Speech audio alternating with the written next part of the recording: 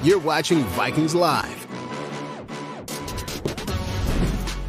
Hi, everyone, and welcome to Vikings Live, where tonight we are unveiling for you the Vikings schedule for 2024, and we'll also dive into each matchup, how it helps the Vikings, how it may hurt them. We will see. I'm Jim Rich, along with Ahmad Hicks and Don Mitchell.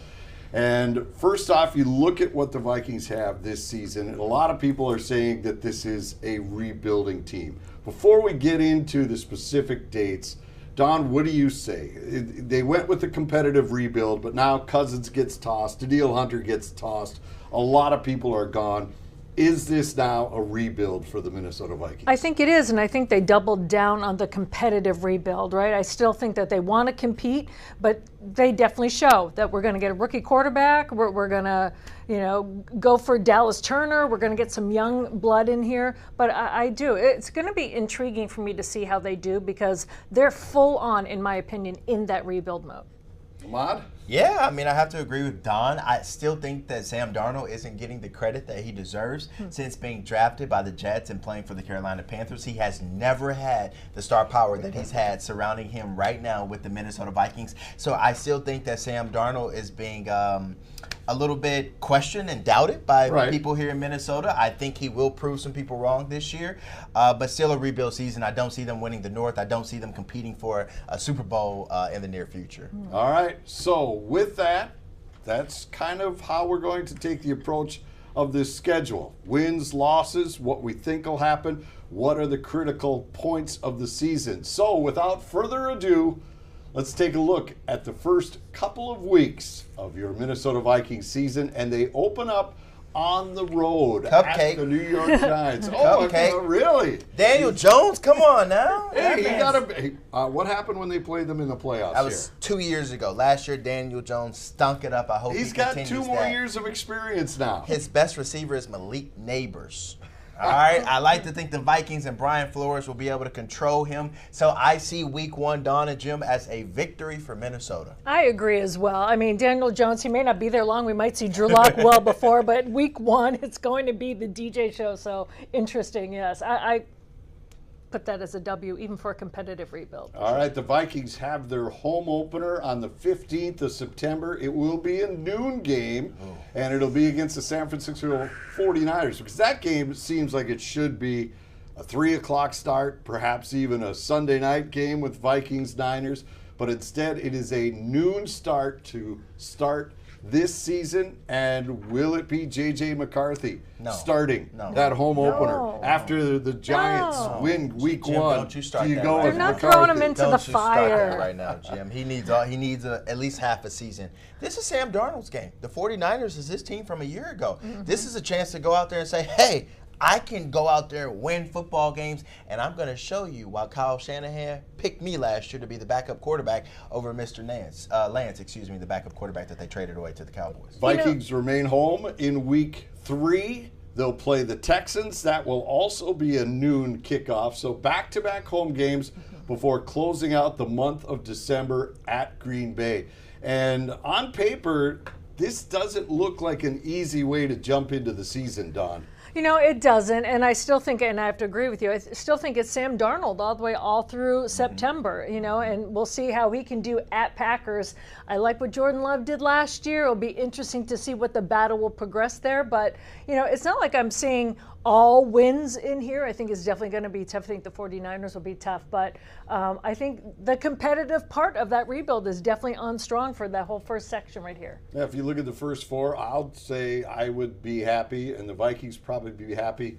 500, 2-2. Yeah, 2-2. Yeah, absolutely, 500. I mean, Giants is winnable. 49ers, they beat on Monday Night Football last year, so anything's possible. But, man, that Texans team, my goodness, with C.J. Stroud, Stephon Diggs, Nico Collins, John Mechie, I mean, the list goes on. I'm scared of that matchup. That's why 1 and 3 almost would be where you'd want to put your chips if you were going to bet on what a record would be. 2 and 2 would be maybe optimistic out of this. The only thing is that you have the Texans here. they're a young team. They're obviously a good club, but maybe that home field advantage would be helpful. Diggs is going to give them all the info they need. Yeah, I don't know, man. They got to have people that can stop Stephon Diggs, Nico Collins, John Mechie. Who else am I missing? They have one more. Dalton Schultz as their tight end. There's one more receiver that I'm missing. Tank Dell. Whew, man, that's a lot of firepower.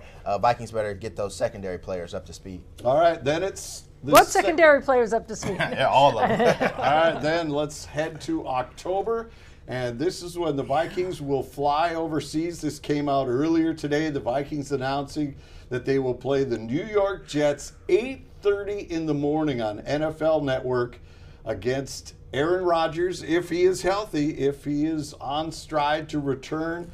And an international game at this point of the season, Don, that doesn't seem like it's too troublesome of a task, being this early in the year versus, say, a November trip overseas. Absolutely, and especially where they give you the bye after, right? So you can get a little bit of good room there. I like it this early in the season because once you come back from that bye, you better look out. The Lions are going to hit you in the mouth. So it'll be interesting. I really want to see how Aaron Rodgers is and how he performs. I want to say that they're the Vikings are the home team. They're going to be over there, be acclimated, have their sleep.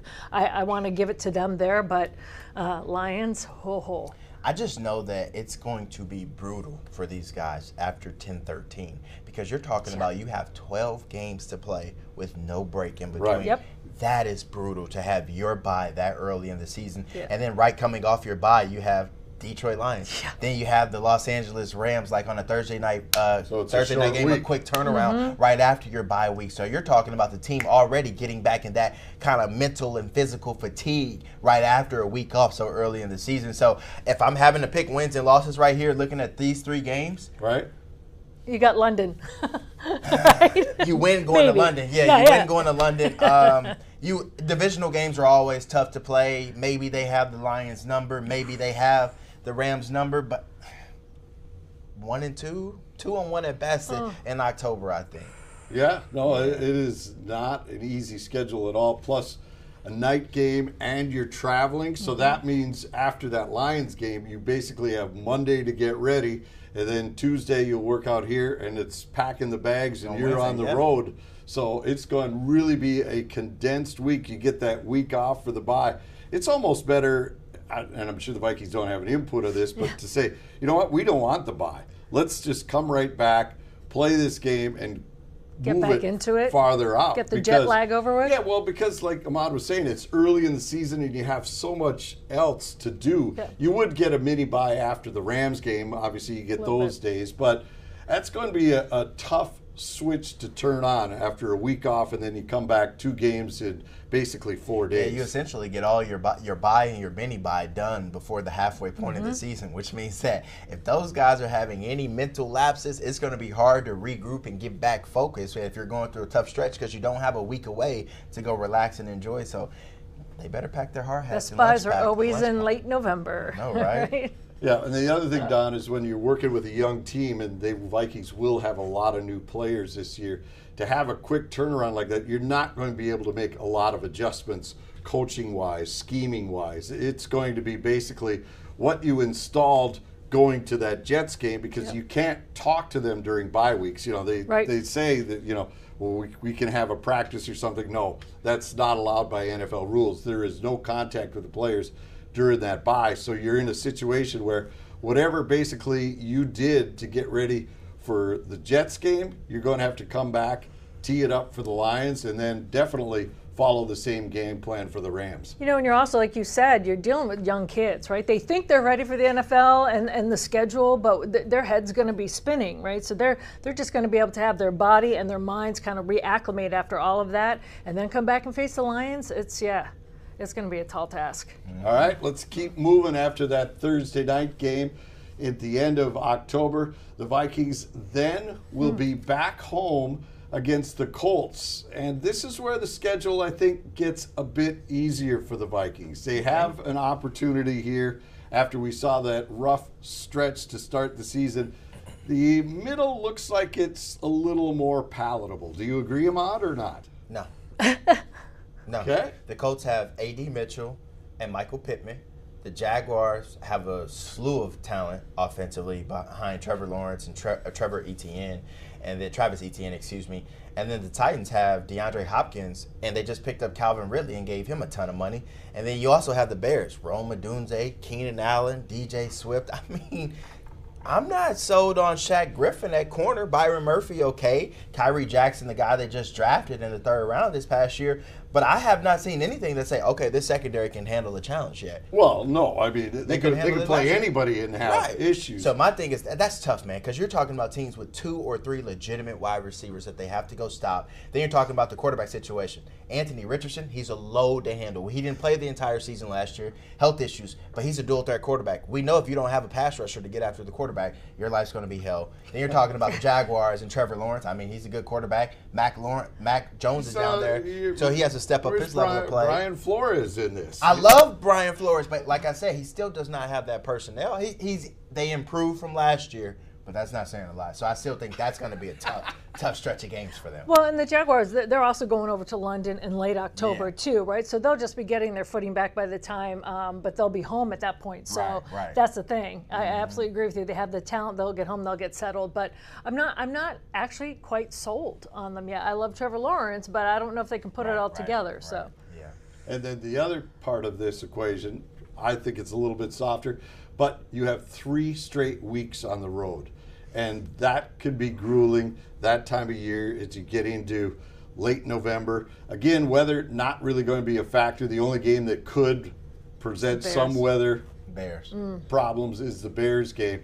But 3 straight weeks on the road. I mean, in today's NFL with the travel, are road games really that difficult? You travel a lot with the team, Don. Do you see a difference the way they play if they're on the road week after week versus one home, one away, one home, one away? Well, especially if it's just a Sunday at noon, they kind of get into that schedule, they get into that rhythm. So not really so much, but the problem is when you start seeing, okay, if we had that home field advantage going and now we're away, then you kind of get into that, and then you get like your rug pulled out from under you when you come back to US Bank Stadium. But I just think at this time they're professionals, especially November. Even the rookies, they get into that mode of, okay, this is when I travel, this is when I sleep, and sometimes they sleep better when they're on the road in the hotels. So I don't really think that comes into play as much, especially focus, where they're less close. distractions. Yeah.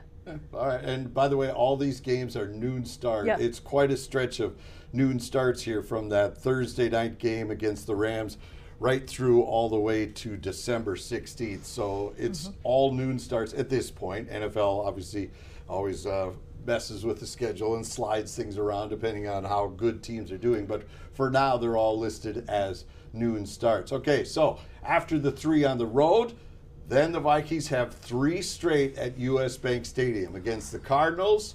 And there he is, Kirk Cousins will be here. That'll be the Christmas present for Viking fans. December 8th, he will be here to take on. But will they see him, Jim? Will it be Michael Penix by then? Well, that's interesting. Yeah, or will Kirk be know. healthy by then?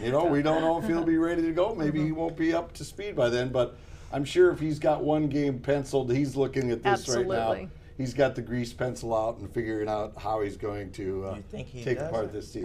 Yeah, for sure. I think that's a favorable stretch for this team. You like that better than I like the that. November schedule? Yeah, I like that better than taking on the AFC opponents. Kirk, that offense is going to be explosive, at least we think what it looks like on paper right now. Arizona Cardinals, they still have a long ways to go, if we're being honest. Like Kyler Murray, they were just talking about this guy having to put an incentive in his contract to study his plays and look at the playbook and watch film. And then they had to kind of backtrack that and say, oh, no, we didn't have that in there. So you don't know if he's going to turn things around. I don't think Marvin Harrison Jr. will just be the answer for them. I think they have a lot more needs than wide receiver. Falcons, they're loaded. We all know that. But the Bears, though, yes, it's still the first season. Caleb Williams is there. Odunze, all those guys, but we still don't know how they will be. But you would like to think by December 16th, they won't be rookies anymore. Caleb Williams, Rome Odunze, Keenan Allen will have his stride, DJ Moore, and DJ Swift. Man, that's just dangerous when I think the Bears are going to be tough. They are. I think they're going to be tough even before you get to December. But I still don't think that Caleb Williams is going to take that team from being the worst in the NFL to a 12-win team in one season. At least I don't think. If he does, that man deserves all the flowers that they have in the world. Yeah. Well, and by playing the Bears this late in the season, Usually the Bears season is pretty much over by then, so that could be a very good time. Well, it was to play this past year, and they came in and beat them. Well, That's what I'm saying. That's Vikings, but Right. that's happened Minnesota. numerous times where the Vikings have played the Bears Right. with something on the table where they just needed a win to get in, and they couldn't get it done. The Bears have been a thorn in their side, but usually by this point of the season, most of the Bears have said, we're done with this. I think this could be a good holiday month for the state of Minnesota. I think they can beat the Cardinals. I think there will be a lot of incentive to beat Kirk Cousins and the Falcons at home. Divisional game versus the Bears on Monday Night Football. I think even more of a reason to win. And I don't think the Seahawks are the same Seahawks that we saw with Russell Wilson and Pete Carroll 4 to 5 years ago. So I think December could be a very favorable month for the Vikings, where they can kind of gain some traction, get some momentum, and maybe make a push towards that wild card spot in the month of December. I like that. I like that in the month they take on Kirk. Yeah, well, and this part also is favorable too, is the Vikings have 4 of their final 6 at home, so there won't be a lot of travel involved. We could show the final 2 games of the season, and that is where we'll see the Green Bay Packers for the second time at US Bank Stadium, and that certainly is going to be a big game, a lot at the table, and the NFL does it right by stacking divisional games at the end of the year. You finish the year with Green Bay and then with the Detroit Lions going back to Ford Field. I hate that they play Detroit the final week of the season. Why is that? Because they're good. Yeah. And if you need a win to get in, that's a tough win to get the final game of the They season. always seem to do that. Well, for a while there, it was the Bears all the time. Correct. But yeah. That tripped them up. That's just, I mean, Jared Goff has a lot to play for this year, guys. Can we all agree on that? How much money did he get 4 year, guaranteed? 212 million, and then 212 and 17.5 170 guaranteed. So you better be playing well, Jared Goff, by week 17 of the season and January 5th. So that's why I say I don't love the Vikings playing them that time of year, because we all think the Lions will be a playoff contender team, or Super Bowl contending team, excuse me. So I'm pretty sure they will have a lot to play for in week 18. And if we learned anything last year, Dan Campbell isn't taking any games off, even if it's the last game of the year. No, you look at it, and so overall, because of where the Vikings finished last year, this is the schedule they get. This is the opponents they get. I mean, there's not a real lot of marquee matchups where the big names, or like Dallas or something, come to US Bank Stadium. I think the one that most fans would be excited about is that home opener with the 49ers. That's probably your biggest game. The Texans, well, those are the young stars, right? Those are guys that are up and coming. You know, it's not the legendary franchises. The Texans aren't one that really steps up. So I would say right now, if people are buying tickets, the Niners on the secondary market is going to be very huge. The Kirk game, that'll be a huge one. Obviously, Packers, you know, in the division games always sell well. But is there anything else? I mean, Indianapolis, again, it's a young star. He doesn't have that name recognition to the casual fan yet, Richardson. And the last time the Colts were here, that was the greatest comeback in NFL history. So. Well, and I still think people want to see the Bears when they come here, just to see Caleb Williams, if, you know, just to see what the top draft pick looks like, even if, you know, they're not a formidable team by your standards. But I think that's another one that would. I'm looking forward to 49ers, Texans, Lions, of course, because they're just going to be a good football team this year. And the Falcons. The Colts is like, I do want to see Anthony Richardson, Jonathan Taylor, A.D. Mitchell. But, man, I really want to see Kirk Cousins coming back to US Bank Stadium, rocking that number 18, hearing those skull chants before the game. Ooh, that's going to be a great atmosphere. All right, now.